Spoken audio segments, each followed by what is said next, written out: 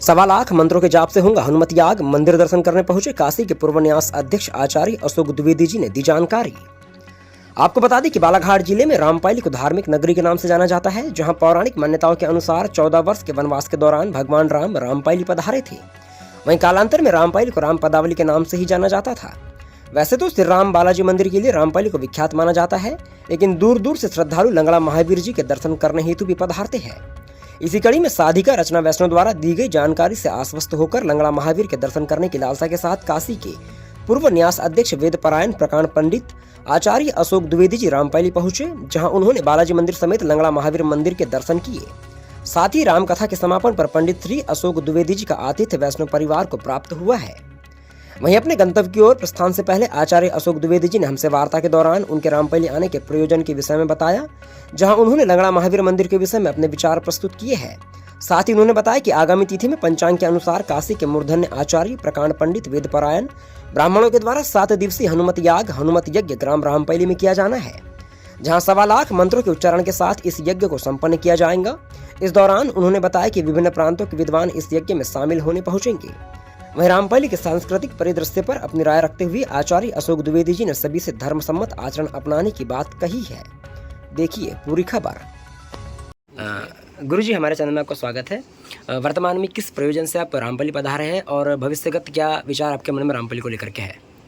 वर्तमान में जब रचना वैष्णव जी ने कहा कि यहाँ पे हनुमान जी का मंदिर है और लंगड़े हनुमान से विख्यात है, देखिए शास्त्रीय पक्ष था कि वो उनका पैर जो है वो पाताल में है, तो पाताल में यदि भगवान का दाहिना या बायां पैर नीचे है तो सोचो कि इस क्षेत्र में कलयुग का प्रवेश नहीं होगा।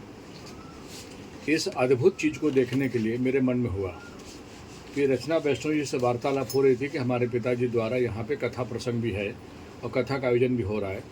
तो कथा आयोजन तो ठीक है, हमारी भक्ति है, हम भी प्रणाम करते हैं, लेकिन मूल था हनुमत दर्शन करने का और यहाँ के लोगों के संस्कारों के बारे में जानकारी करने का। और ये जो चंदन नदी है, जो कि समय समय पर बाढ़ आती होगी लेकिन बेसमय थोड़ी कम रहती है पानी, तो चंदन नदी एक वैदिक नदी होगी। और जहाँ आप कह रहे हैं कि राम पदावली है, राम जी यहाँ चल के आए थे, तो भगवान वहीं जाएंगे जहाँ वो वैदिक जगह होगा, ब्रह्मा द्वारा होगा। तो चंदन नदी और रामपायली के हनुमान जी, ये हमें आकर्षण किया आने के लिए।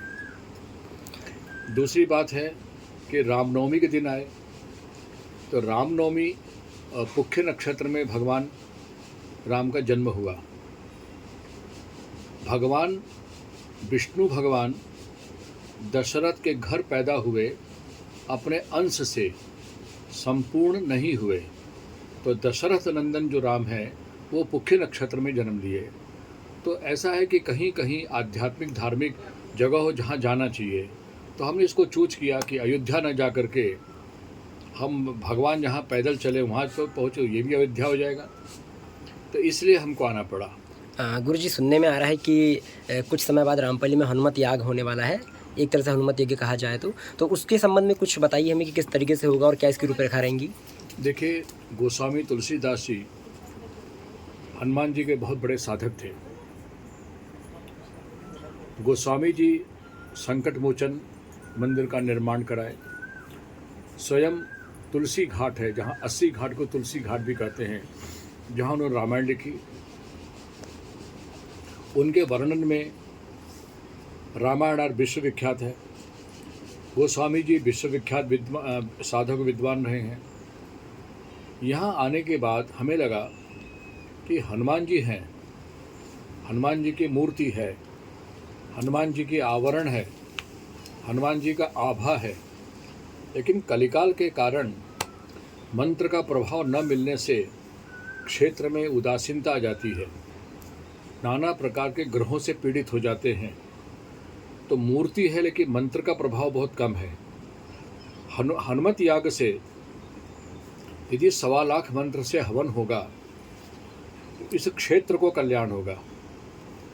यहाँ कभी कभी दुर्मरण होता है, कभी कभी कोरोना काल में पता नहीं कितने लोग गए होंगे, कितने लोग प्रेतकल्प में होंगे, कितने दुर्मरण हुए होंगे।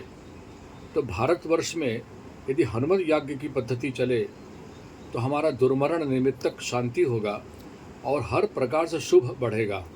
तो इसके शुभता के लिए, इसके समृद्धि के लिए हनुमान जी के चरणों में हनुमत याग समर्पित रहेगा। गुरु जी किस माह में किया जाएगा ऐसा कुछ? विचार कर रहे हैं, नया पंचांग आया है और इस क्षेत्र नाम रामपायली है, तो तुला राशि है, स्वामी शुक्र है और तुला राशि, उसमें ज्योतिष देखा जाता है कि हम यज्ञ किस नक्षत्र में शुभ ग्रह में करें, शुभ लग्न में करें। तो पंचांग देखने के बाद मास और तिथि निर्धारण होगा। गुरु जी आखिरी सवाल कि रामपाल पहुंचकर आपको क्या अनुभव रहा? रामपाल जी में बहुत दैवी शक्ति है, लेकिन जो यहाँ मानवीय परंपरा उदास है उसे थोड़ी देख के तकलीफ हुई है। और कुछ खास संदेश रामपाली वासियों के लिए? रामपायली के जो जनमानस है उनका अभिनंदन है, वह धर्म भीरु न बने, धर्मज्ञानी बने, अधर्म को त्याग दे। धर्म एक सहायः, जीवात्मा को और शरीर को, प्राण को एकमात्र मित्र है धर्म। धर्म में चलेंगे तो जय भी होगा, निरोग भी होगा। यतो धर्मस्ततो जयः। रामपायलिक लोग धर्म में चलें, अपने घर गृहस्थी को मजबूत करें, अपनी सुख समृद्धि को बढ़ें। इसी कामना से हनुमत याग करने का हो सकता है कि काशी में भगवान विश्वनाथ जी चाह रहे हैं यहाँ हो जाए। तो कुछ दैवी कृपा है, कोई भगवत कृपा है, दोनों मिला के संयोग बनेगा और हम लोग सेवा करेंगे। देखिए, हनुमत याग बहुत प्रचलित याग नहीं है, रूटीन से याग नहीं है, बहुत लोग जानते भी नहीं हैं। बस हनुमान चालीसा तक सीमित है, सुंदरकांड तक सीमित है। ये दोनों हिंदी में है, दोनों अवधी भाषा में है, ये मंत्र नहीं है। वायु पुराण में हनुमान जी का जन्म तिथि आती है। एक और आश्चर्य है, यहाँ के विद्वानों से और देश के आचार्यों से और शंकराचार्यों से पूछना चाहता हूँ कि चैत्र शुक्ल पक्ष के पूर्णिमा को लोग हनुमान जन्मोत्सव मनाते हैं। इसका आधार क्या है, इसका प्रमाण क्या है और कहाँ उल्लेख है? नंबर 2, दीपावली से एक दिन पहले नरक चतुर्दशी होता है। सायंकाल मेष लग्न में हनुमान जी का जन्म होता है। तो हनुमान जी का जन्म देखना नहीं चाहिए। जब सवेरा होता है तो प्रातः काले हनुमत दर्शनम, प्रातः काल हनुमान का दर्शन करना चाहिए। वही है बाल समय रवि भक्ष लियो। उस दर्शन करने से इंद्र के समान वैभव बढ़ता है। लेकिन आचार्यों से है कि दोनों हनुमत जयंती को एक प्रामाणिक करे और उसी पर सनातन और वैदिक धर्म चले। गुरु जी इस विषय में आपके द्वारा क्या कार्य किए जा रहे हैं फिर? इस विषय में जो आपने अभी जानकारी दी जिसकी गहनता से, तो इस पक्ष में आपके द्वारा क्या विचार किया गया फिर? हमारा पक्ष है आश्विनस्थिते पक्षे चतुर्दश्याम मेष लग्ने हनुमत जन्मः इति वायु पुराणे लिखितम। इसके अलावा कुछ हो तो बताएं लोग, हम भी मानेंगे। हम काशी के वैदिक विद्वानों से निवेदन करेंगे, आग्रह करेंगे, उनका आदर करेंगे कि काशी के विद्वान रामपायली में हनुमत याग संपन्न कराने में अपना ज्ञान, अपने ज्ञान की और अपने भक्ति को रामपायली में बिखेरें और रामपायली वालों को इनका दुख दूर हो, ये भगवान कृपा हो। सब हमारे सनातन बच्चे हैं, सब हमारे वैदिक धर्म के लोग हैं और आसपास के रामपायली में आसपास में कोई संस्कृत के विद्यार्थी हो, वेद विद्यार्थी हो, व्याकरण के विद्यार्थी हो, ऐसे विद्यार्थी को हम हनुमत याग में हवन करने का अधिकार देंगे, उनको होता के रूप में वर्ण कर सकते हैं।